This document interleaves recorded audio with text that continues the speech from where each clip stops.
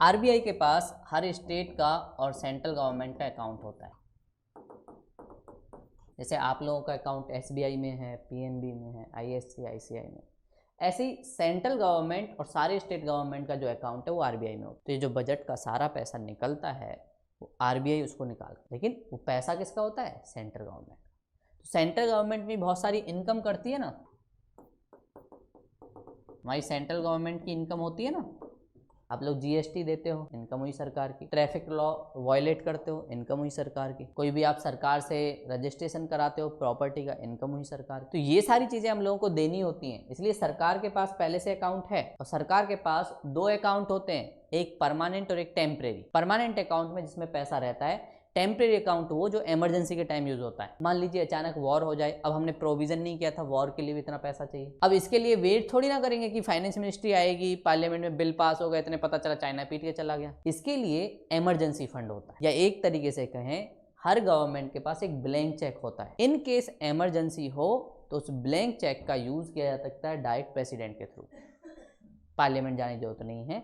जब वो खर्चा पूरा हो जाए उसके बाद सरकार उसे पार्लियामेंट से पास कराएगी। ऐसा भी ब्लैंक चेक होता है इमरजेंसी। जब तो इमरजेंसी में आप लोगों को भी जरूरत पड़ती है तो आप लोग भी ऐसे यूज़ करते हो, किसी से उधार ले लेते हो या कुछ भी करते हो, तो आपको बस ये होता है कि अर्जेंट अभी पैसा चाहिए। आपके एटीएम में पैसा है, प्रॉब्लम ये एटीएम जाओगे तब तक दिक्कत हो जाएगी, क्योंकि आपके घर में से कोई किसी को एक्सीडेंट हो गया बहुत खतरनाक, तो आप बस ये सोच रहे हो कैसे भी करके बस पैसा हो जाए। अभी एटीएम जब तक जाओगे तब तक दिक्कत हो जाएगी। डॉक्टर ने बोल दिया कैश के अलावा कुछ नहीं लूंगा, कि वो टैक्स बचा रहा है, नहीं दिखाना चाहता अपनी इनकम, तो आप इमरजेंसी में ये बोलोगे ना भाई कहीं से भी पैसा आ जाए। सेम ऐसे ही सरकार के साथ होता है। तो जब भी कभी भी हमारे देश में कोई प्रॉब्लम होती है, जैसे कोविड भी हुआ, उस टाइम भी सरकार के पास एक blank cheque. Budget deficit show करता है डिफरेंस को कि सरकार का इनकम कितना है और एक्सपेंडिचर कितना है।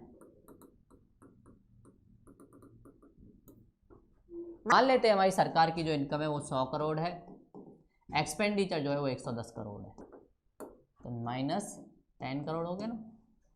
इसका मतलब हमारी सरकार घाटे में चल रही। जब हम इसी में से जो इनकम है और एक्सपेंडिचर है, इसमें से जब जो हम लोन लिए सरकार, अब लोन जरूरी नहीं है ये वाली सरकार ली हो सकता है पुरानी सरकार का लोन भी पे कर रहे हो, होता है ना। तो इसमें से अगर इंटरेस्ट पेमेंट को आप माइनस कर देते हो, मतलब जो पुरानी सरकार ने लोन दिया उसको अभी ये वाली सरकार चुका रही है, तो एक्चुअल में पता चलेगा इस सरकार ने कितना फिजिकल डेफिसिट या बजट डेफिसिट किया।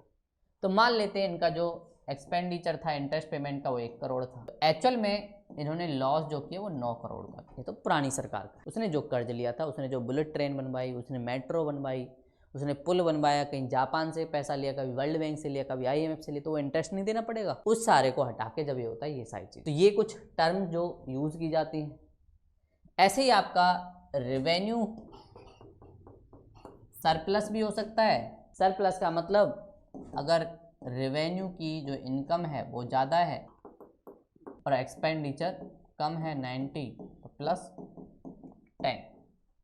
मतलब सरप्लस में है, अच्छा चल रहा है सब। और अगर अब ये रेवेन्यू सरप्लस में कैसे होगा, इंडिया की जो इनकम है, या बहुत सारे लोग इंडिया के जो बाहर भी रहते हैं वो भी इनकम कमाते हैं ना, तो हमारी सरकार पेमेंट देती है तो कमाती भी है, तो उस सारे से सरप्लस में चेंज। एनआरआई बहुत सारी जगह हमारे रहते हैं, डेफिसिट में उल्टा हो जाता है, नेगेटिव में चला जाता है, एक्सपेंडिचर ज़्यादा हो और रेवेन्यू कम हो। ऐसे ही कैपिटल एक्सपेंडिचर हो सकता है, ऐसे ही ये सारी चीज़ें। बस इतना याद रखना, डेफिसिट का मतलब क्या है, सरप्लस का मतलब क्या है। सरप्लस पॉजिटिव होता है, डेफिसिट नेगेटिव होता है। इस वाली जो गवर्नमेंट है, इंटरिम बजट जो आया है, उसमें उन्होंने कुछ स्कीमें भी चलाई हैं। मोदी जी स्कीम के लिए बहुत फेमस रहते हैं, लेकिन इस बार इन्होंने थोड़ी सी कम चलाई, क्योंकि उनको भी पता है अभी ये वाला जो टाइम पीरियड है उस टाइम हम ज़्यादा रुकने वाले नहीं हैं। कुछ बहुत सारी जो पुरानी स्कीमें थी उन्हीं को फंड किया गया है, जैसे आयुष्मान भारत योजना, नाम सुना इसका। आयुष्मान भारत योजना जो हेल्थ वाली है उसको सरकार ने फंड किया है। प्रधानमंत्री अन्नदाता योजना,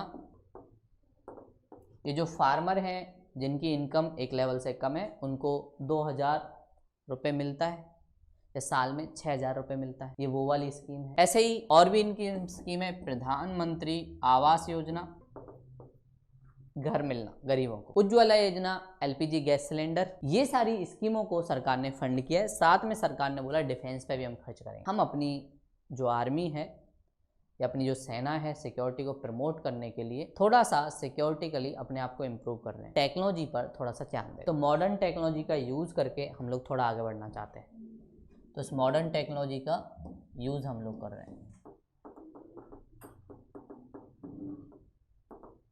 तो हमारी सरकार ने डिफेंस पर एक्सपेंडिचर बढ़ाया।